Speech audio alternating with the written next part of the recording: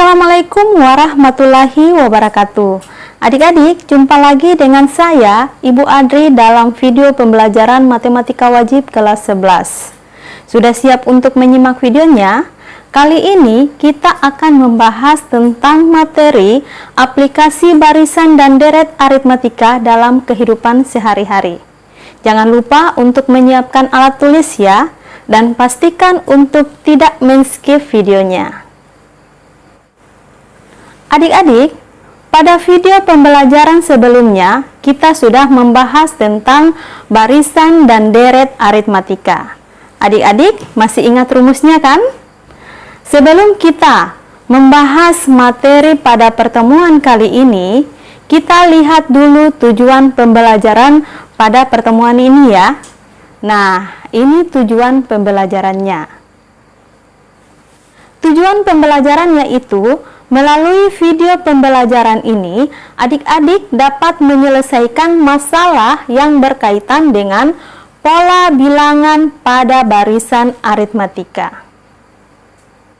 Adapun IPK yang harus dicapai pada pertemuan kali ini yaitu menggunakan pola barisan aritmatika untuk menyajikan dan menyelesaikan masalah kontekstual. Adik-adik, langsung saja kita lihat masalah yang pertama ya.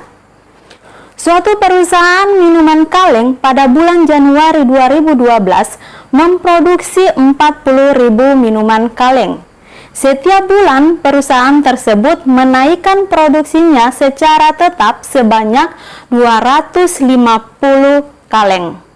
Berapa banyak minuman kaleng yang diproduksi perusahaan sampai akhir bulan Juni 2013? Adik-adik, langsung saja kita lihat pembahasannya.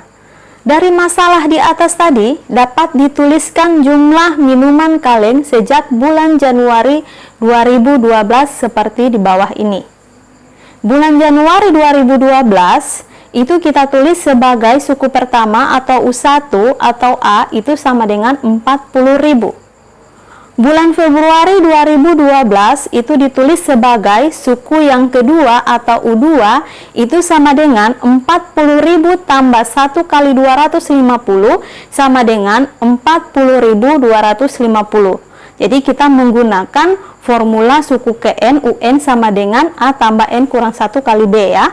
Kemudian bulan Maret 2012 ditulis sebagai suku ketiga atau U3 itu sama dengan 40.000 ditambah 2 kali 250 hasilnya adalah 40.500. Dengan demikian seterusnya bertambah 250 minuman kaleng untuk bulan-bulan berikutnya sehingga didapat pola susunan bilangannya yaitu 40.000 ditambah 40.250 ditambah 40.500 ditambah sampai dengan seterusnya. Adik-adik, dari pola barisan tadi itu didapat nilai A-nya adalah 40.000 dan nilai B adalah 250. Karena perusahaan tersebut memproduksi minuman kaleng dari bulan Januari 2012 sampai dengan Juni 2013, maka didapat nilai N-nya adalah 16 bulan. Sehingga didapat untuk menentukan S16 itu kita menggunakan formula rumus SN sama dengan N per 2 dikali 2A ditambah N kurang 1 kali B.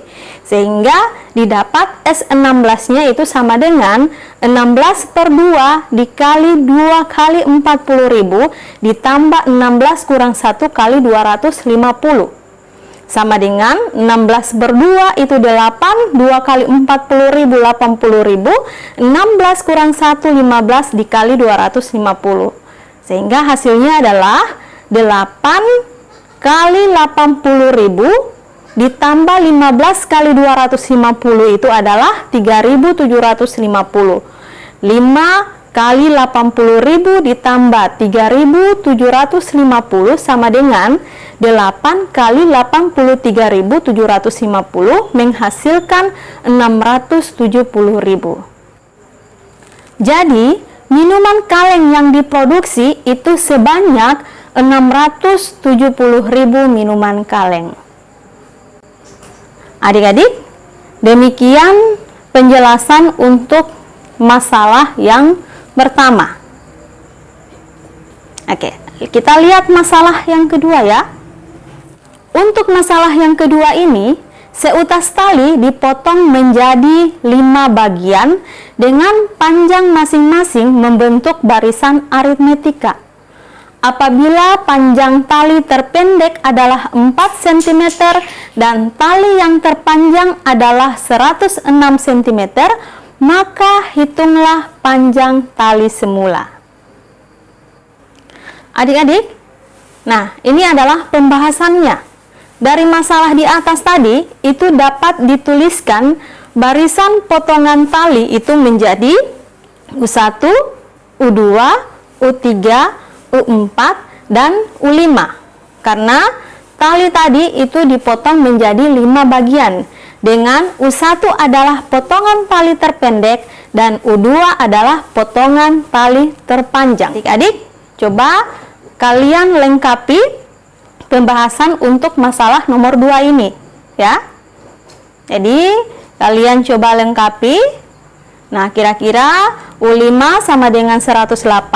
Berikutnya A tambah berapa B? Itu hasilnya 108. Kemudian A-nya diganti dengan nilainya ya. Nah, pasti adik-adik akan dapat nilai B-nya berapa. Nah, setelah mendapat nilai B, adik-adik akan mencari panjang tali semula, yaitu menggunakan formula rumus SN ya. Jadi yang adik-adik cari adalah S5. Kalau sudah didapat nilai S5, berarti adik-adik sudah mendapatkan panjang tali semula berapa. Adik-adik, selain masalah di atas, barisan dan deret aritmatika juga itu dapat digunakan untuk menyelesaikan masalah simpan pinjam dengan bunga tunggal. Dalam masalah simpan, akan dijumpai barisan dan deret aritmatika naik dengan B-nya besar 0. Sedangkan dalam masalah pinjaman, kita menggunakan prinsip barisan dan deret turun dengan B-nya kecil 0. Perhitungan bunga dan modal sangat tergantung pada yang pertama, besar atau kecilnya modal yang dijalankan. Yang kedua, lamanya jangka waktu peminjaman. Sebagai ilustrasi, seseorang menanamkan atau meminjamkan modal yang digunakan untuk usaha selama jangka waktu tertentu. Jika jangka waktu itu berakhir, maka peminjam harus mengembalikan modal ditambah biaya lainnya. Biaya lainnya inilah yang disebut dengan bunga. Secara formula berarti peminjam harus mengembalikan modal tambah bunga. Jika modal itu dibayar berdasarkan modal tetap atau flat, maka disebut bunga tunggal. Adik-adik, sekarang kita lihat perumusan model matematikanya ya. Misalnya, modal awal itu adalah M0. Besar bunga itu sama dengan B dalam rupiah. Besar suku bunga persatuan waktu ditentukan oleh B sama dengan B per M0. Jadi, B-nya itu, B suku bunga adalah B kecil, ya. Sedangkan B besar itu adalah bunga dalam bentuk rupiah. Sehingga, suku bunga itu sama dengan B per M0 kali 100%. Adik-adik, sekarang kita lihat penentuan modal pada masing-masing periode waktu. Sebuah modal sebesar M0 atau modal pokok disimpan di bank dengan bunga tunggal sebesar B sama dengan I% dalam satu periode waktu. Modal tersebut setelah periode Kn ditentukan oleh Mn sama dengan 1 tambah NB kali M0 atau Mn sama dengan 1 tambah Ni per 100 kali M0. Nah, sekarang kita lihat masalah yang ketiga. Uang sebesar 100 juta disimpan di bank dengan suku bunga 9,6% per tahun dengan sistem bunga tunggal. Hitunglah besar uang tersebut beserta bunganya setelah 4 bulan. Oke adik-adik, langsung perhatikan saja pembahasannya ya. Diketahui M0 adalah 100 juta rupiah. B sama dengan 9,6% per tahun. Bunga per bulannya berarti 9,6 per 12% itu sama dengan 0,8%. Jadi kita harus rubah ke dalam suku bunga per bulan ya. Besar uang setelah 4 bulan ditentukan oleh MN sama dengan 1 tambah NB kali M0. Karena N-nya adalah 4, berarti yang kita cari adalah M4 sama dengan 1 tambah 4B kali M0. Nah, B-nya yang kita gunakan adalah B atau suku bunga per bulan, yaitu 0,8%. M0-nya itu adalah 100 juta rupiah.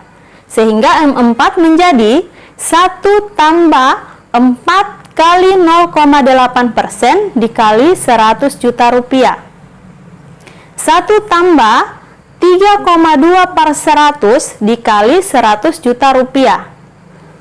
Nah, 1 tambah 3,2 per 100 itu hasilnya adalah 1,032 dikali 100 juta rupiah. Sehingga didapat M4-nya adalah 103.200.000 rupiah. Jadi, banyak uang tersebut selama 4 bulan adalah 103.200.000 rupiah dengan bunga adalah 3.200.000 rupiah. Oke adik-adik, demikian penjelasan untuk masalah yang ketiga. Sekarang kita lanjut dengan masalah yang keempat. Seseorang meminjam uang atau modal. Setelah jangka waktu 2 tahun, modal itu harus dikembalikan 1/2 kali modal semula.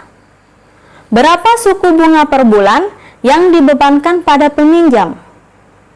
Adik-adik langsung lihat saja pembahasannya ya.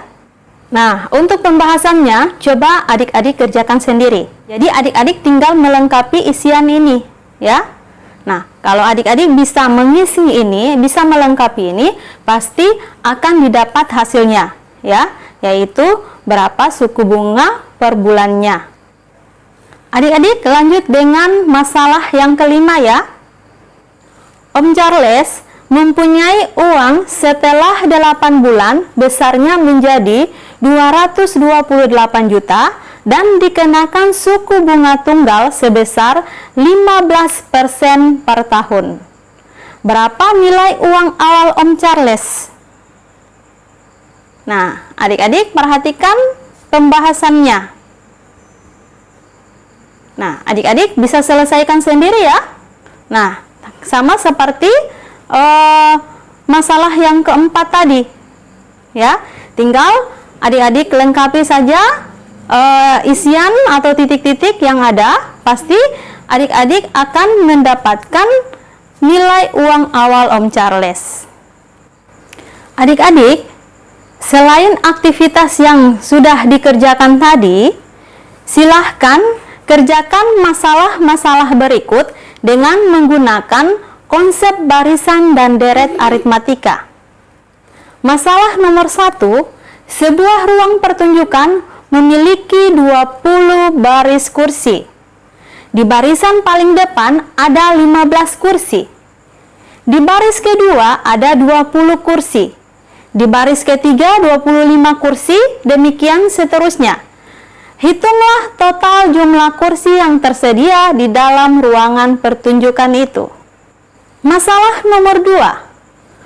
Pak Manugari menabung di bank sebesar 100 juta rupiah selama 10 bulan dengan suku bunga tunggal sebesar 12% per tahun.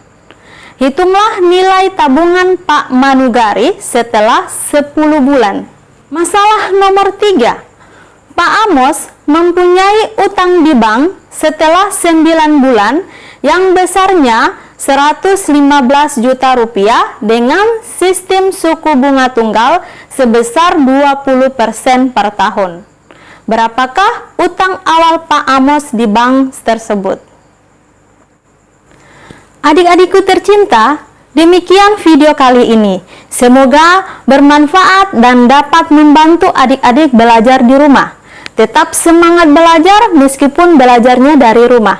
Terima kasih. Assalamualaikum warahmatullahi wabarakatuh.